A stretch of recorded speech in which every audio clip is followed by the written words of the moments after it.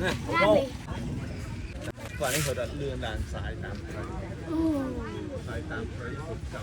cái máy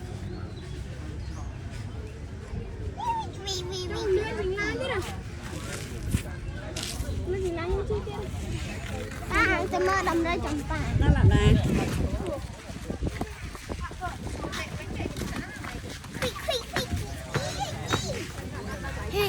chào mừng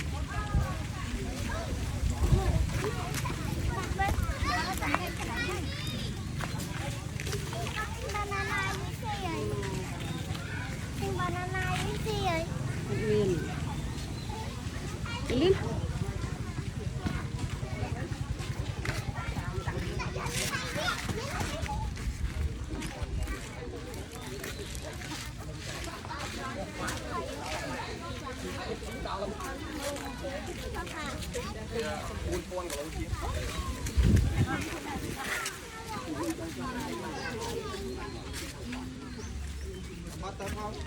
Thôi này ai ngơi gì à?